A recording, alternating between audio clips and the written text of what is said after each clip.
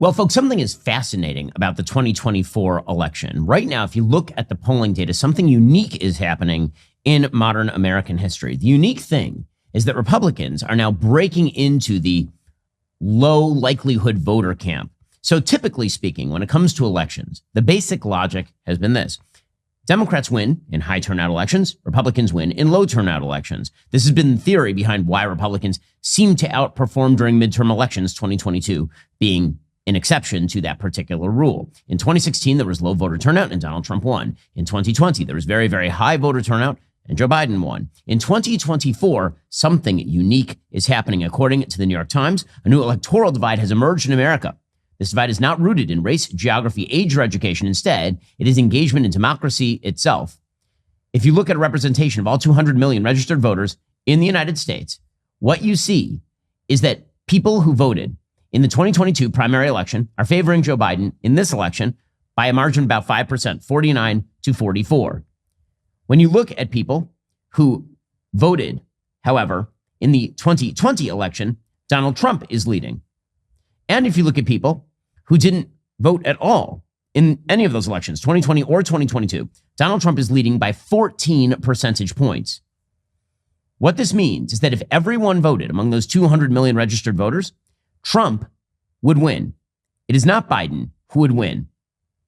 As Nate Cohn writes, in a reversal of one of the most familiar patterns in American politics, it appears that Donald Trump, not President Biden, would stand to gain if everyone in the country turned out and voted.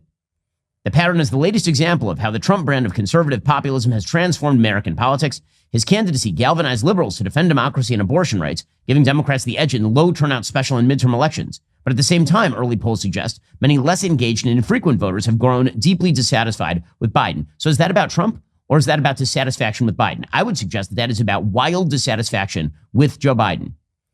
A poll today suggests that Donald Trump is now leading in, wait for it, Minnesota by 2 points. That is not a state that should be on the map for Donald Trump. He is currently winning well outside the margin of error in Nevada, which he lost in 2020.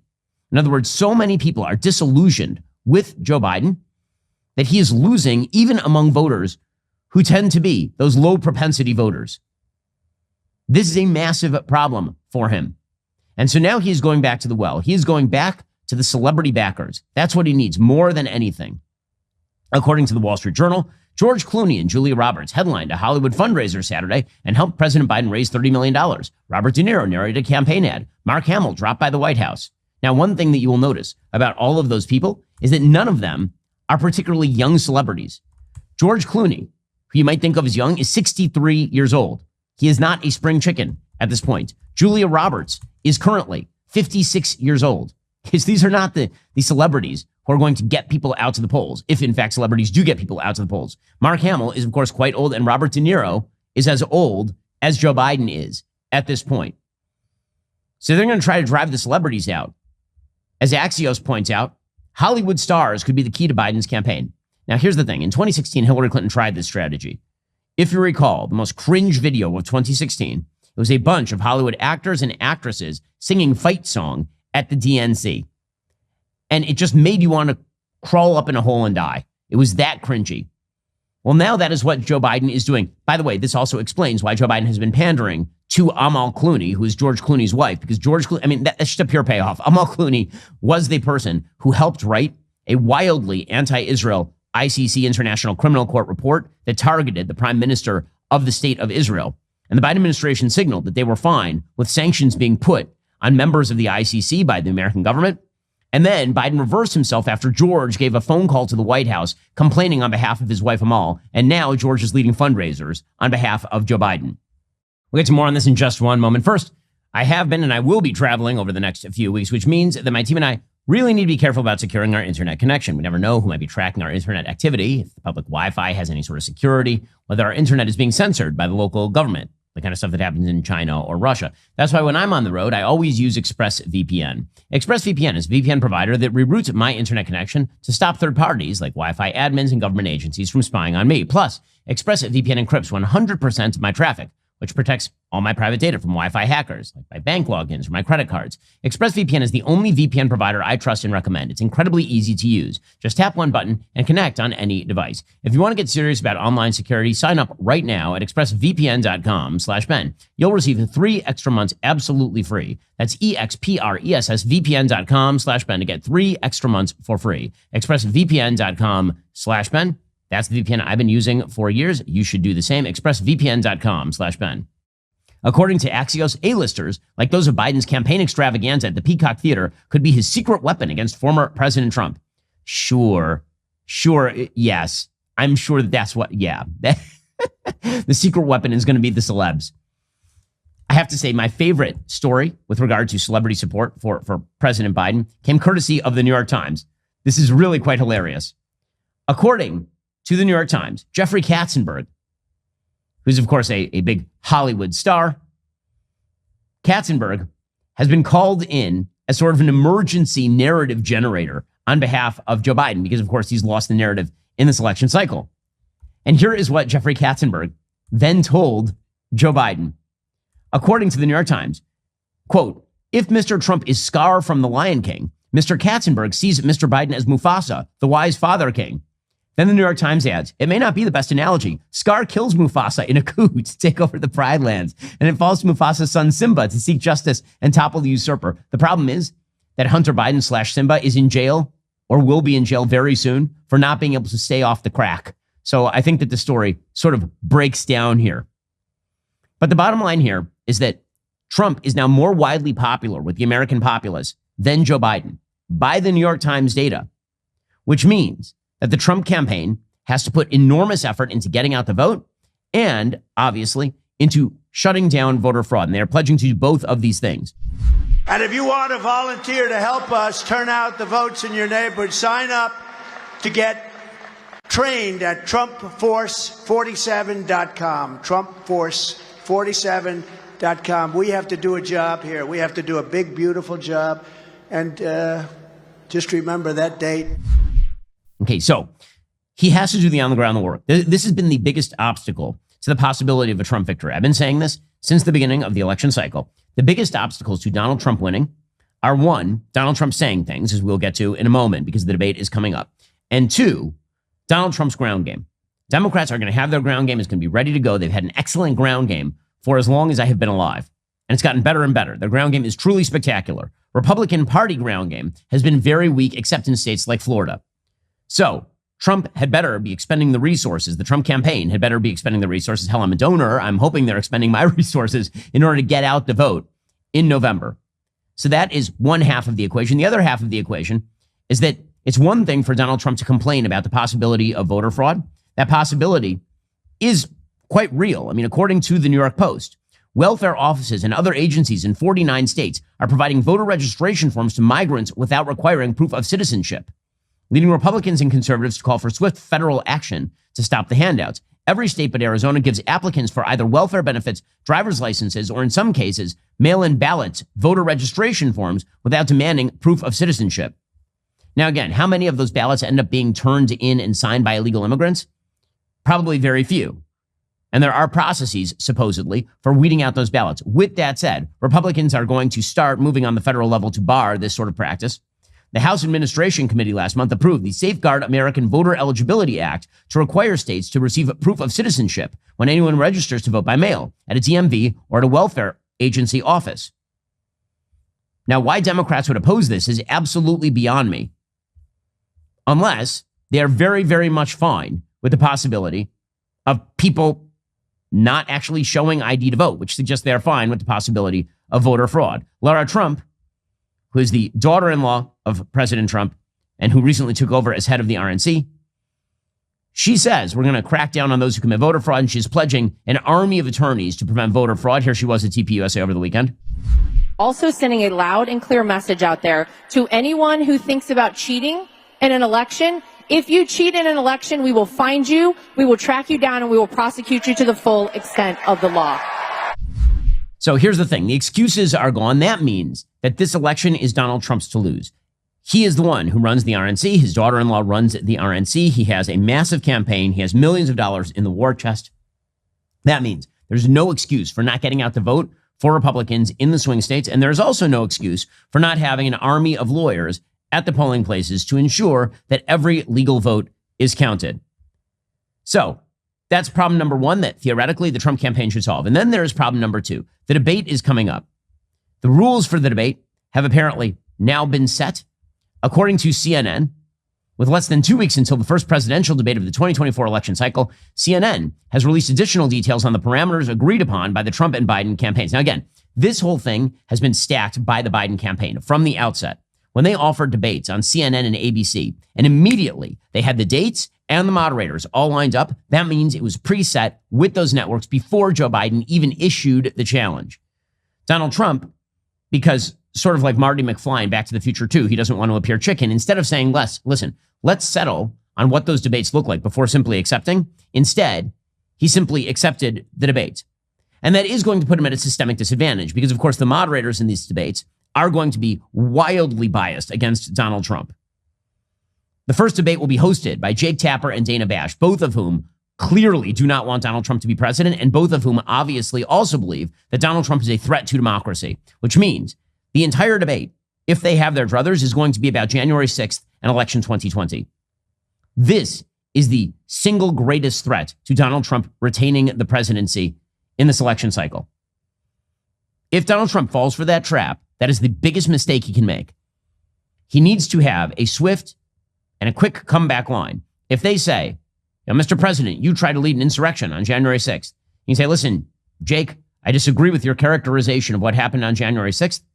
But let's point something out. January 6th happened in 2020. The year is now 2024. And there's one thing the American people know. That thing is they saw me as president and they saw Joe Biden as president. Their lives under me were much better than they are under Joe Biden because everyone knows Joe Biden is a terrible president. He needs to keep shifting fire back to Biden. Instead of getting defensive, instead of talking about election 2020, which he is wont to do because President Trump loves talking about what he believes was a rigged election in 2020. And in some ways, he's right, obviously. The media were very, very motivated to lie during the election cycle, the hiding of the Hunter Biden laptop story, the changing of all the voting, like all of that's true. But talking about that stuff is not going to win him votes. The thing that is going to win Donald Trump votes in the debate is focusing in on Joe Biden's actual record. But to more on this in a moment. First, Grand Canyon University is a private Christian university in beautiful Phoenix, Arizona. GCU believes our Creator has endowed us with certain unalienable rights, life, liberty, and the pursuit of happiness. GCU equips you to serve others in ways that promote your flourishing, creating a ripple effect of transformation for generations to come. Whether you're pursuing a bachelor's, master's, or doctoral degree, Grand Canyon University's online, on campus, and hybrid learning environments are designed to help you achieve your goals. GCU has over 330 academic programs as of September 2023. Find your purpose today at Grand Canyon University. Private, Christian, affordable. Visit gcu.edu. That's gcu.edu. The debate is only 90 minutes, and now, apparently, it's going to include 2 commercial breaks. That is the first time presidential debates have included commercial breaks. Trump should have just said no. He should have said, I'm not doing the debate if there are commercial breaks. Because Donald Trump has the stamina to stand there for 90 minutes. Does Joe Biden? Both candidates agreed to appear at a uniform podium. Microphones will be muted throughout the debate, except for the candidate whose turn it is to speak. No props or pre-written notes will be allowed on the stage. Candidates will be given a pen, a pad of paper, and a bottle of water. There will be no studio audience either. So in other words, CNN is rigging this thing as much as it can in favor of Joe Biden. No studio audience. The studio audience would certainly be much more prone to support Donald Trump because half the Democratic Party is angry at Joe Biden. Muting the microphones is going to prevent the sort of thing where Donald Trump can jump in and get in a one-liner like he did with Hillary Clinton, where she was talking about how terrible things would be if Donald Trump was president. He said, if I were president, you'd be in jail. Right? Donald Trump does have the ability for both good and evil to throw a quip in there. He's not going to be able to do that because he is going to be muted. In order to meet CNN's qualifications for the debates, candidates must satisfy the requirements to serve as president, but also you have to appear on a sufficient number of state ballots to reach the 270 electoral vote threshold to win the presidency. You also have to receive at least 15% in 4 separate national polls of registered or likely voters that meet CNN's standards for reporting. It's not impossible for Robert F. Kennedy to theoretically make the debate. He's received at least 15% in 3 of the qualifying polls so far. but he's only on the ballot in 6 states, so he's only eligible for 89 electoral votes. So it's possible RFK could theoretically sneak on the stage. The bottom line, though, here is that when it comes to the debate, the biggest threat for Donald Trump is talking about January 6th and 2020 endlessly. And then there's the other big threat in the debate, and that is the threat that's happening right now in real time. That is the lowering of the debate bar.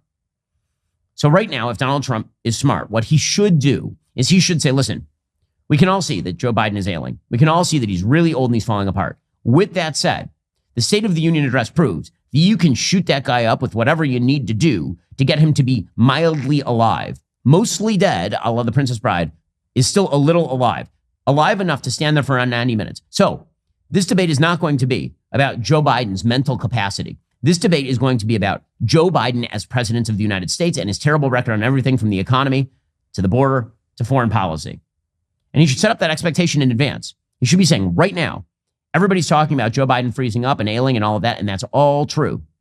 But they're going to jab him full of something, and he will be lively and sprightly and angry Joe. And it's my job to simply point out what a bad president he has been. He should be saying that from now for the next 10 days up until the election. Because otherwise, what's happening right now is good for the Trump campaign generally, which is the widespread perception that Joe Biden is not mentally competent to be president of the United States. But it's very bad for the debate, because if Joe Biden even shows up and doesn't die, then he wins. That's how low the bar is right now. If Joe Biden is simply breathing, if he has a pulse by the end of the debate, if he has not soiled himself on stage, then he will be deemed a sprightly elderly winner of the debate by the media. So that is the double-edged sword that is inherent in Joe Biden's physical precariousness. Now, with that said, Joe Biden had a very, very rough week in terms of physical precariousness. So a clip that went viral over the weekend is at this aforementioned fundraiser held by George Clooney and Barack Obama and Jimmy Kimmel. By the way, I remember a time when the networks would not allow their comedy hosts to involve themselves in these sorts of things, but obviously we're long past that. Jimmy Kimmel is just a prop for the White House at this point. Well, at the very end of this event, Joe Biden is doing this weird thing that all these candidates do where they walk around the stage clapping for themselves, which I don't really understand, and they clap to the crowd and all this. And he freezes up. He appears to freeze up near the end of this to the extent that Barack Obama has to physically take his hand and then start to lead him off the stage. He grabs him around the back to guide him as though they're best buddies, even though in truth, Barack really cannot stand Joe Biden and never could. Here's what that looked like. Okay, so right now he's still okay. But then there he is. He freezes. Right? He's just staring out into the audience. Jimmy Kimmel's trying to pop him, but it's obviously awkward. And then Barack reaches over and he grabs his hand and he starts to, and he reminds him where they're supposed to go. And then Joe Biden, who barely can walk. I mean, Barack Obama still walks like a normal person because Barack Obama is 20 years younger than Joe Biden. But Joe Biden then staggers off the stage being guarded by his ex-president night nurse back to the early bird dinner at the old age home. Okay, so it's a bad look, obviously. And that's the full tape. I mean, what we showed you there is the full tape. And as I say, right before that, he was waving to the crowd, but then he sort of freezes up. Now, this became subject of an enormous number of blowback fact checks from the left-wing media, who declared at the behest of the White House that actually, everything was fine. How dare you suggest that he froze up? According to Andrew Bates, who's the White House senior deputy press secretary and bootlicker, quote, fresh off being fact-checked by at least 6 mainstream outlets for lying about the president with cheap fakes. Now, again, they're using the term fake completely mistakenly here. The clips that we show on the show are actual real footage. What they are claiming is that they are cut too narrowly to make it look as though Joe Biden is freezing up. The problem, of course, is that people can see with their eyes, the president of the United States, that he is diminished in capacity. But Andrew Bates says, fresh off being fact-checked by at least 6 mainstream outlets for lying about the president with cheap fakes, Rupert Murdoch's sad little super PAC, the New York Post, is back to disrespecting its readers with an apostrophe in its, wrong. And once again, their ethical standards could deal with a little unfreezing. Okay, my dude, let me explain. The thing about the clip that makes it so awkward is that Barack Obama clearly perceives that Joe Biden has frozen.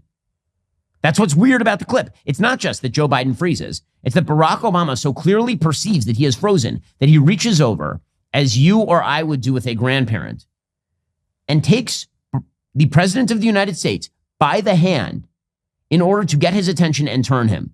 And here's the problem. This is like the second time this happened this weekend.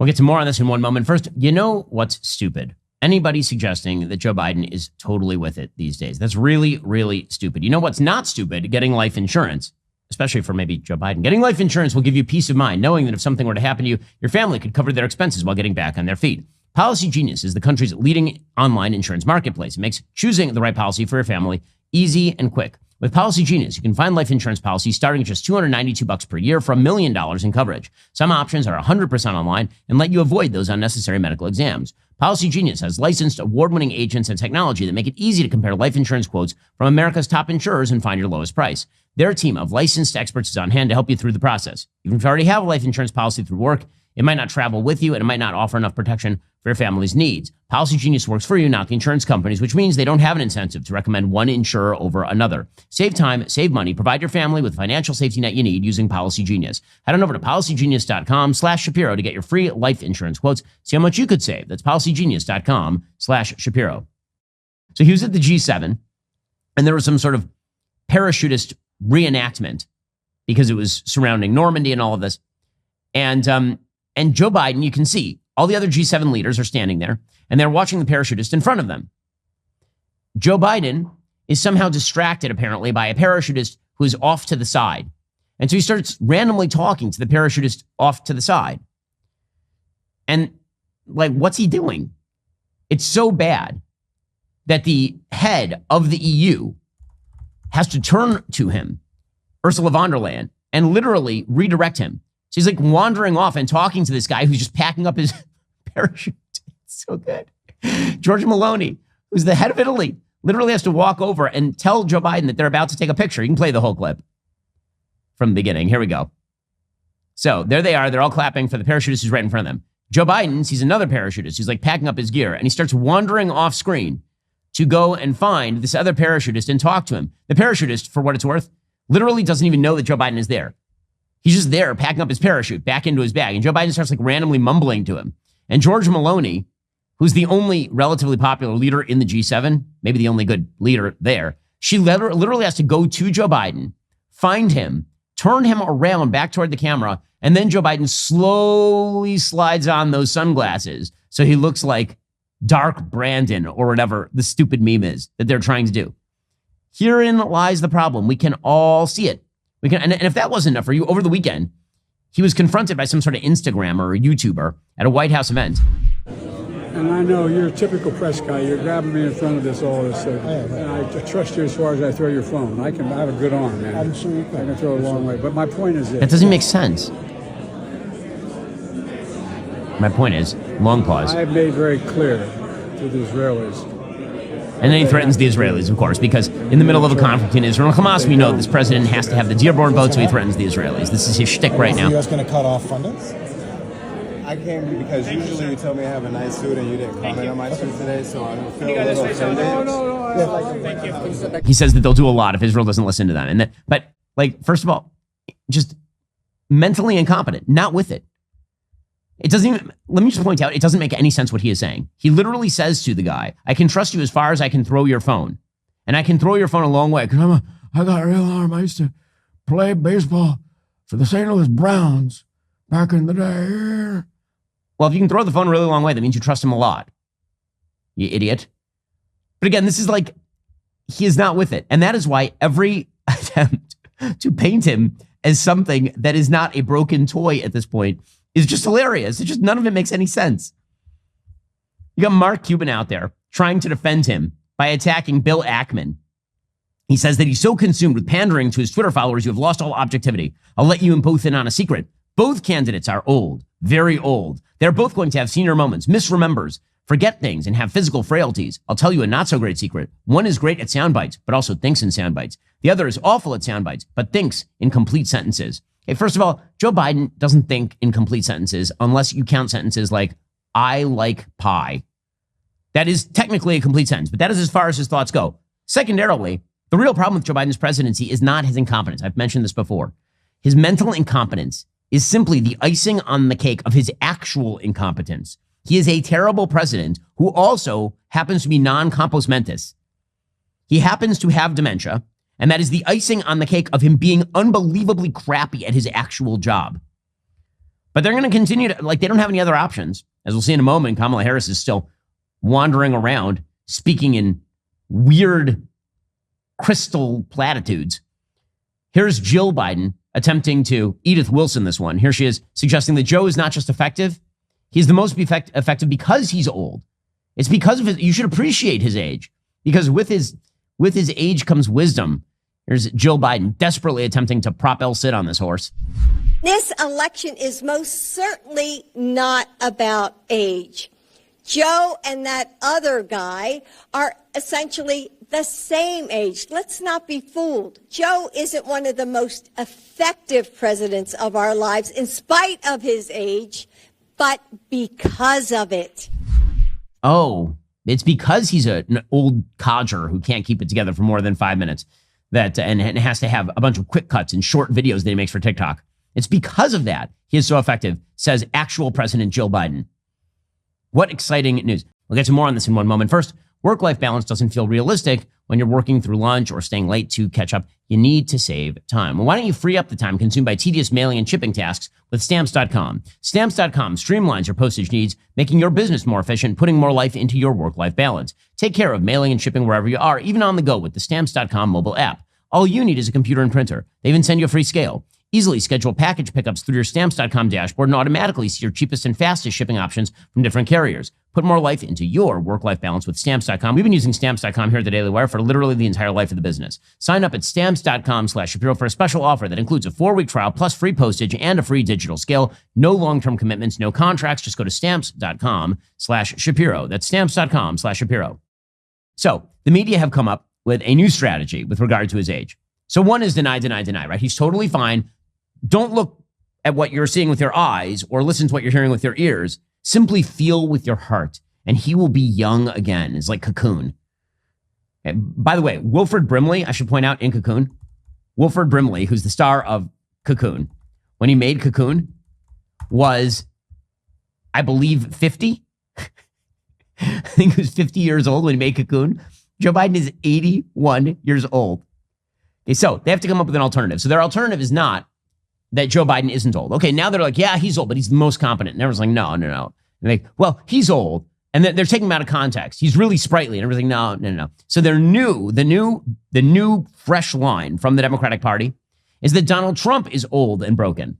That is the new line. So Donald Trump had his 78th birthday over the weekend. Here was the MSNBC headline on Donald Trump's birthday. Quote, could not keep a straight thought.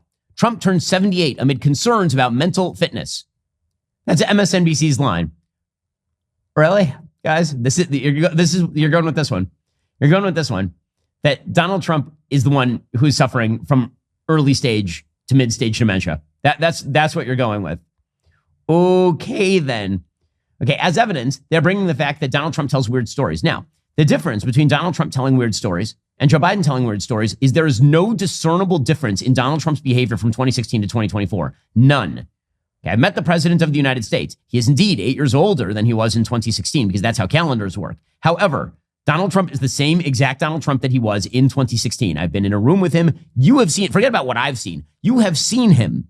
You have watched long tapes of him. We have played long clips of him. And so instead what they're doing is they're now attempting to pretend that he and Joe Biden are equally senile, which is just ridiculous. Donald Trump is wild and eccentric and says crazy stuff, and that's who he is.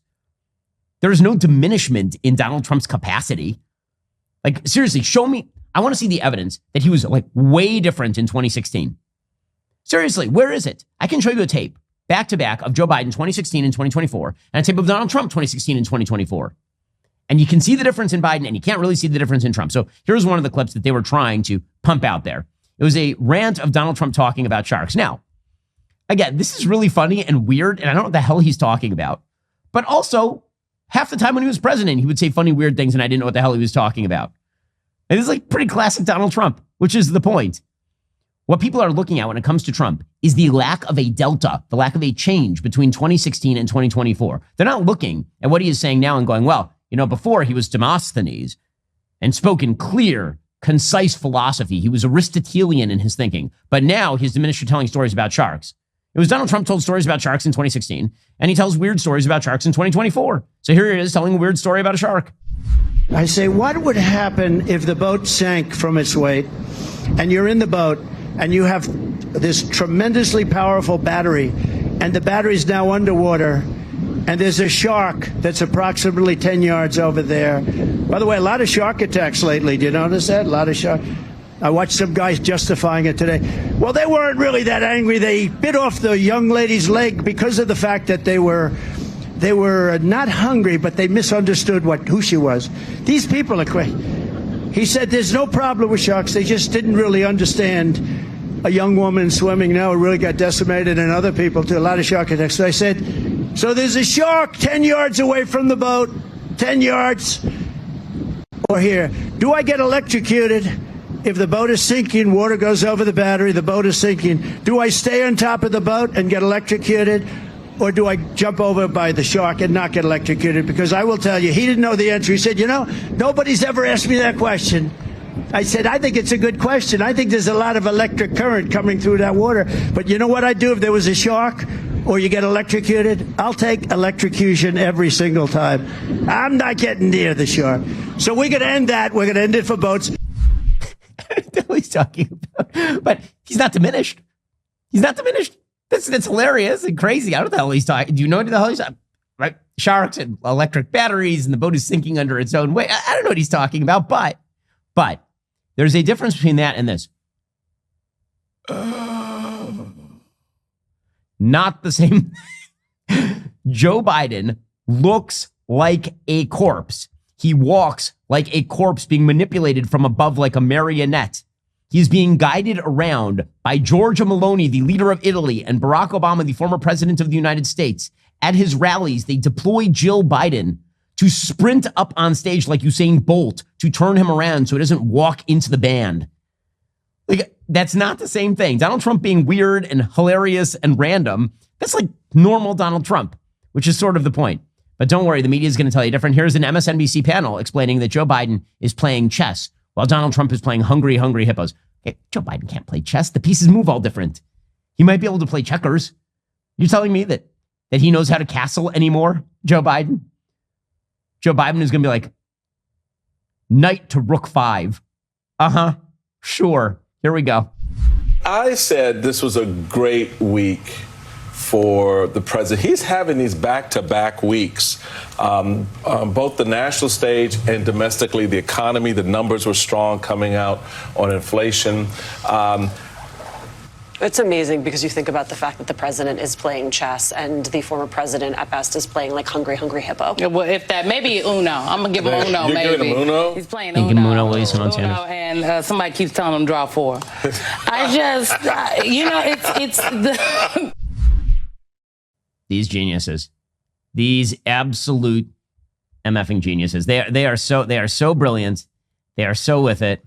Yeah, this dog is gonna. But there's a danger in this for Trump, which is that his focus should be on. And let us all say the thing.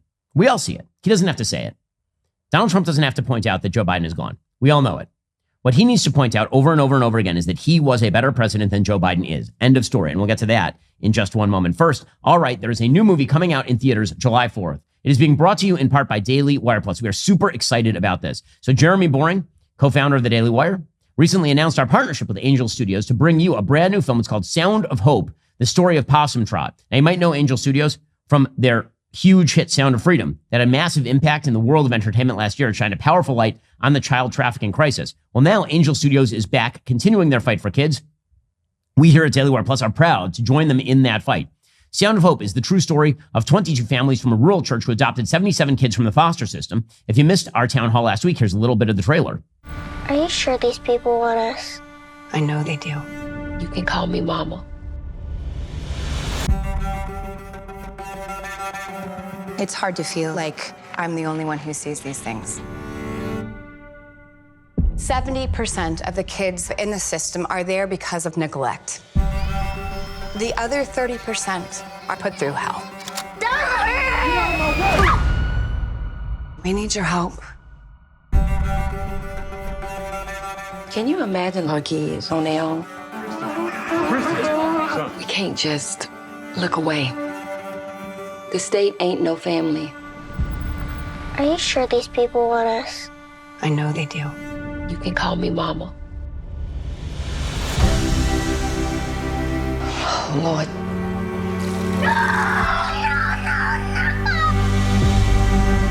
If we can't wrap our arms around the most vulnerable, then what do we have? Noise! And the children can't take the noise anymore. This is something that we must do. 22 families want to adopt. Whole town wants kids now. That's about right. What's happening with Possum Trot could mean a huge change for the system. We want the ones that nobody else wants. Who hurt you, baby? I'm not giving up on you. You can't give up on me either. What we gonna do? Everybody's falling apart. I'm doing the best I can. The real world hits hard. I don't want to be here. I can't give him back. We gotta work on this together.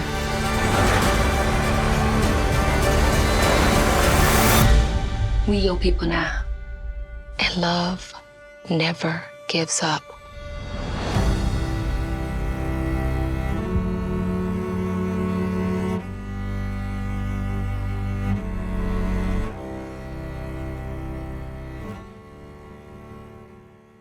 I have seen the movie. It is awesome. It is powerful and it is inspiring. It's going to make you feel like you want to get up out of your seat and do something for kids. We need to see more films that inspire hope rather than instilling doubt and cynicism. That's what Angel is doing. We're helping them out with it. We can't wait for you to see Sound of Hope in theaters starting July 4th. Tickets are on sale right now. You can get yours at angel.com/Ben. Okay, meanwhile, when it comes to the actual argument that Donald Trump should be making, he should not be the one who's talking about Joe Biden's age. Let everybody else talk about his age. He should be talking about the fact that Joe Biden is a terrible, terrible president, because it turns out that he is. On the economy in particular, he continues to be an absolutely terrible president. And again, when Donald Trump talks about this, it is very good for Donald Trump. So here was Trump over the weekend pointing out the difference between his economy and Joe Biden's economy. When I left office, we had no inflation. Gasoline was less than $2. The 30-year mortgage was at 2.6%. The border was secure. Wages were rising, and the jobs were the best in the history of our country. For African American, for Black Americans, the jobs were the best in the history of our country. Other than that, what did I do? Not that much. Not that much. Okay, again, this is what he should be saying in the debate. You know, Joe, you brought us 40-year highs in inflation. People can't make their bills. And that'll force Joe Biden to tell a bunch of lies. And it's always the same lies. It's always this stuff about how he created millions of jobs. And at that point, Donald Trump can say, well, no, actually, you didn't create any jobs. In fact, you put a drag on the economy in the form of your massive inflationary economy. The people who created jobs are all the small business people who are getting crushed by your inflation. I mean, what's the response to that even? Janet Yellen, who's the Treasury Secretary, she is still trying to whistle past the graveyard, in the case of Biden, the actual graveyard, suggesting that Americans are better off now than they were under Donald Trump. But again, nobody believes this.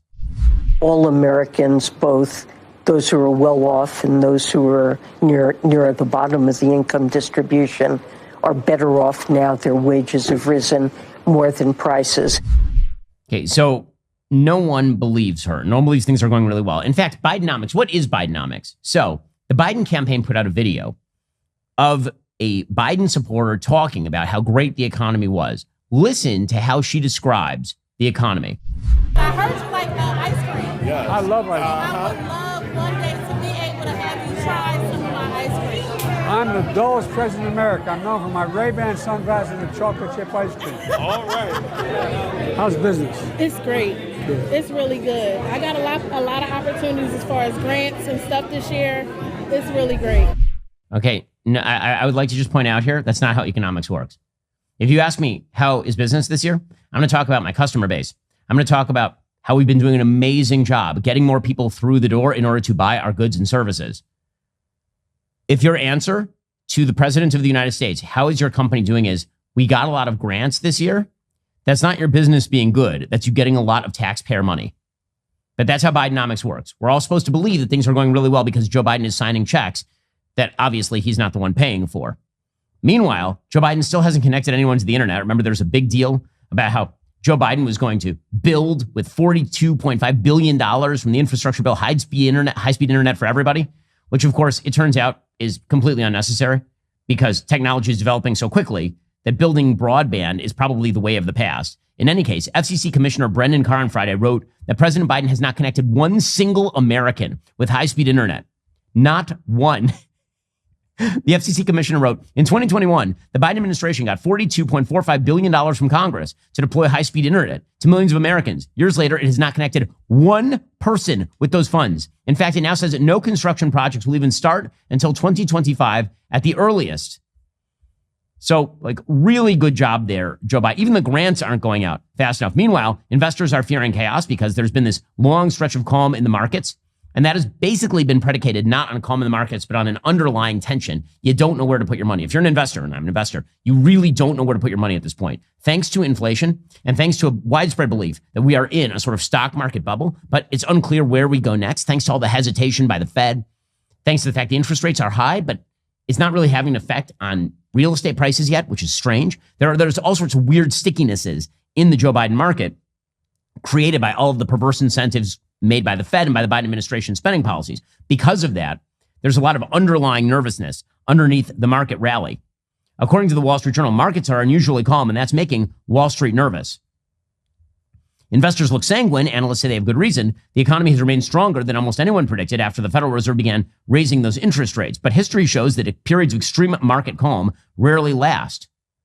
Part of the problem with a strong economy and calm markets is they create an environment in which investors let their guard down in terms of riskier, more speculative investments in their hunt for fast returns, which is true.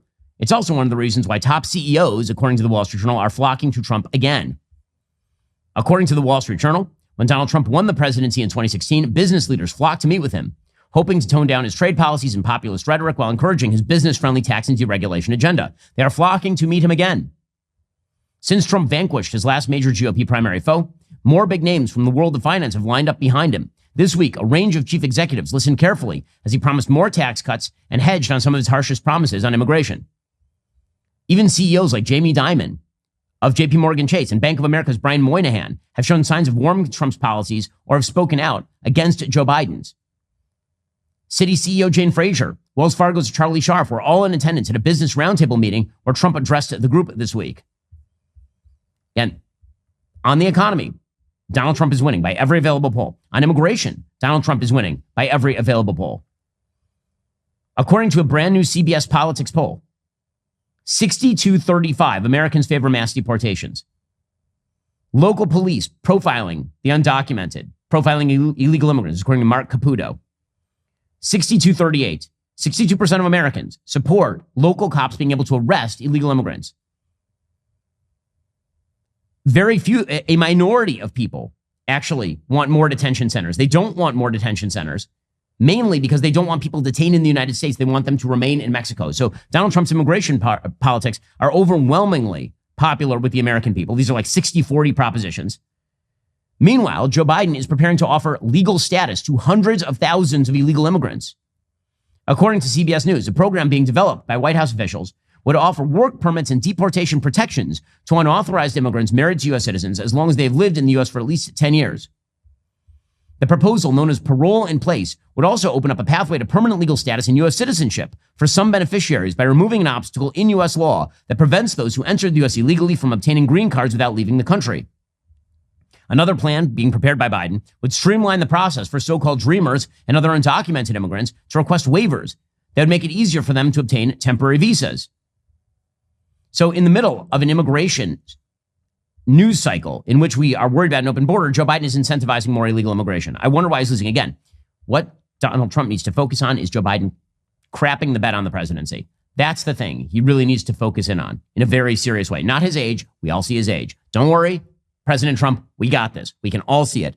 Please focus all your efforts in the debate and every day up to and past then on the fact that Joe Biden is a terrible president, not because he's mentally incompetent, but because he is just incompetent, period.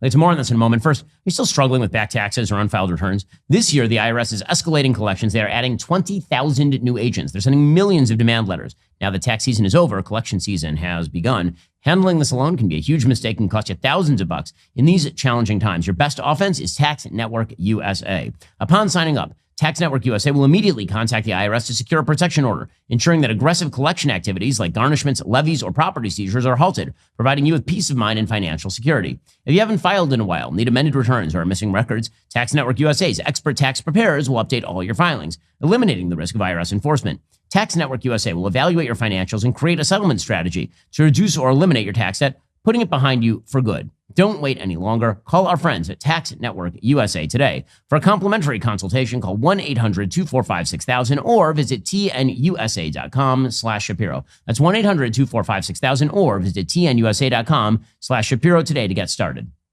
Donald Trump spent the weekend also going after Joe Biden on terrorism. He linked this with the border. He pointed out that Joe Biden's open border has meant that terrorists cross the border, which of course is true. So in addition to all of his other well-documented offenses, crooked Joe Biden is now also guilty of providing material support for terrorism.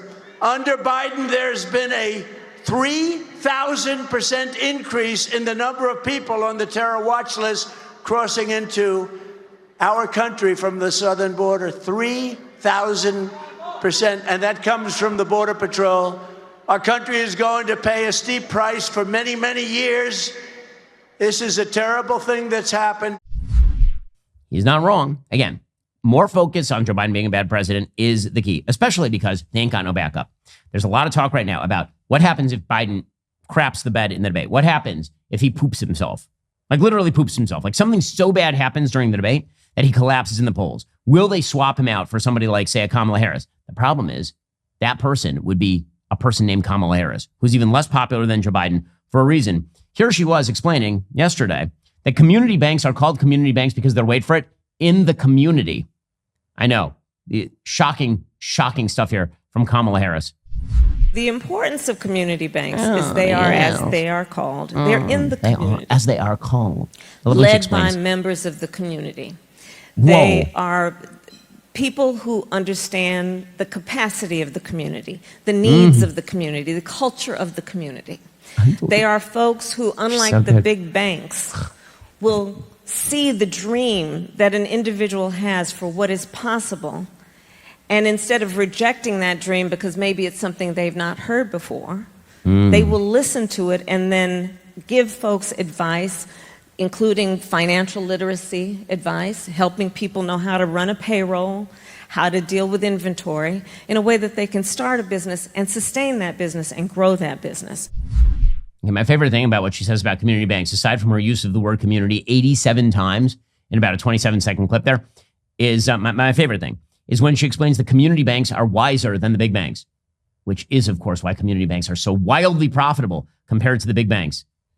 Or perhaps not. But that is the person who is backing up Joe Biden. Again, the best presidency insurance that Joe Biden has ever had is Kamala Harris in the background explaining, like she's saying something deep, that community banks are called that because they're banks in the community, for the community, like and of the community.